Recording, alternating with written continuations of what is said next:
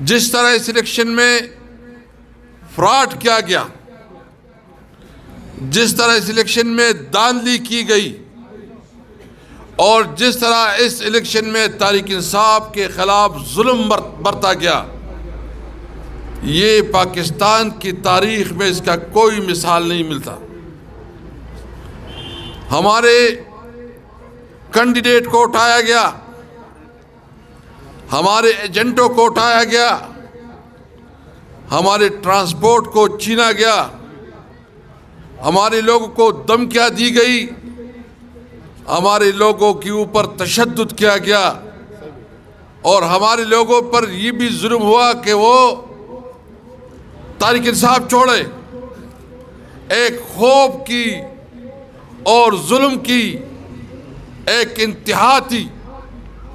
لیکن میں سلام پیش کرتا ہوں ان نوجوانوں کو، پاکستانی عوام کو، کہ جس طرح جرت سے، بہادری سے، ہمت اور استقامت سے انہوں نے حالات کا مقابلہ کیا، تو آج ان کا سارا جو ظلم اور جبر، جو اس کی دھاندلی، وہ آج ثابت ہو گئی کہ عوام نے اس کو مسترد کیا ہے۔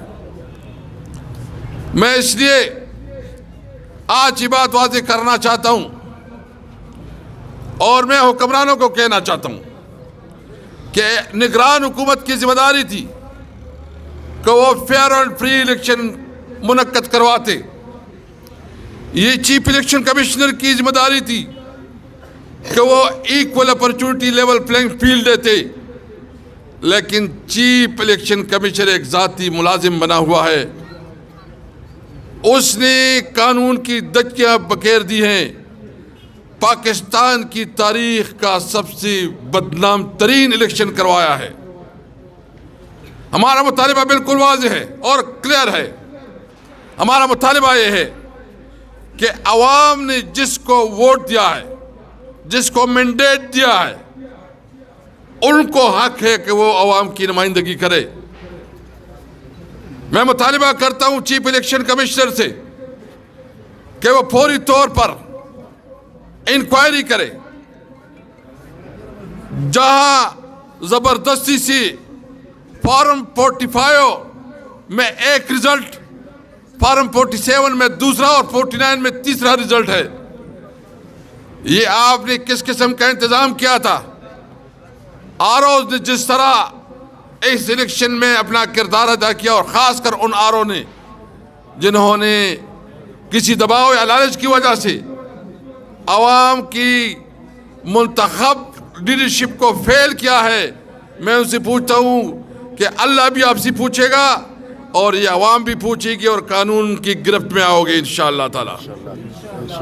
میرا مطالبہ یہ ہے، ہم انشاءاللہ اس وقت ہم 180 سیٹوں پہ جیتی ہوئی ہیں۔ پنجاب میں ہماری 220 سے زیادہ سیٹیں ہیں۔ KPK میں، پشاور میں بھی ہم سے 7-8 سیٹیں چھینی گئی ہیں۔ اگر اس کے باوجود یہ احتجاج ہو رہے ہیں، ہم صرف ایک مطالبہ کرتے ہیں کہ ہمیں اپنا حق دو۔ عوام نے جس کو مینڈیٹ دیا ہے، اس مینڈیٹ کو تسلیم کیا جائے۔ ہم اس ملک میں عدم استحکام نہیں چاہتے، ہم اس ملک میں بدامنی نہیں چاہتے۔ ہم چاہتے ہیں کہ ملک ویسی معاشی طور پر ایک بری حالت میں پھنسا ہوا ہے، معاشی طور پر حالات بہت بد سے بدترین ہوتے جا رہے ہیں، بے روزگاری بڑھتی جا رہی ہے، ملک کی اکانومی بیٹھی جا رہی ہے، آپ کے تمام ادارے اس وقت کولیپس ہو رہے ہیں۔ اس وقت ضرورت ہے کہ ملک میں استحکام آئے۔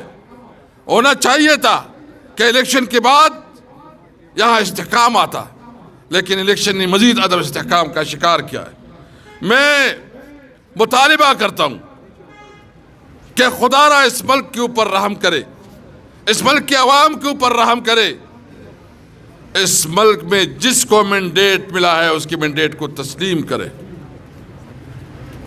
ایک کیسی حکومت ہوگی یہ جو جس طرح یہ کر رہے ہیں، گٹھ جوڑ کر رہے ہیں، حکومت بنا رہے ہیں، میں پوچھنا چاہتا ہوں کہ کون سے دنیا اس کو مانے گا؟ کیا اس کی حیثیت ہوگی؟ کیا اس کی کریڈیبلٹی ہوگی؟ کیا یہ اس مسائل کو حل کرنے میں اس کی کیپیسٹی اور کیپیبلٹی ہوگی؟ ایک ریگولیشن کی اب بھی وقت ہے. ہم عدم استحکام نہیں چاہتے، ہم سیاسی استحکام چاہتے ہیں کہ ملک میں استحکام آئے اور اس کی وجہ سے معاشی طور پر یہ ملک مستحکم ہو، ہمارے بچوں کو اچھی تعلیم ملے، روزگار ملے، یہاں کی صحت کی سہولات ہو اور یہاں ہمارے عوام کو امن ملے. اس کے لیے یہ پاکستان ہمارا ہے، ہم پاکستانی ہیں، ہمارے اوپر یہ ذمہ داری ہے کہ ہم آئین اور قانون کے مطابق اس ملک کو چلائیں. میں یہاں اس موقع پہ یہ بالکل واضح کرنا چاہتا ہوں کہ اگر کوئی سمجھتا ہے کہ وہ اس حالات میں پاکستان کو ڈیسٹیبلائز کرے گا، ہماری اپنی احتجاج اور آواز ہوگی، ہم بات کریں گے، لیکن کسی طور پر کسی کو اجازت نہیں دیتے کہ وہ پاکستان کے خلاف کام کرے. یہ ملک ہمارا ہے، یہ ادارے ہمارے ہیں، ہم نے اس ملک میں قانون اور آئین کے مطابق اپنی جدوجہد جاری رکھنی ہے.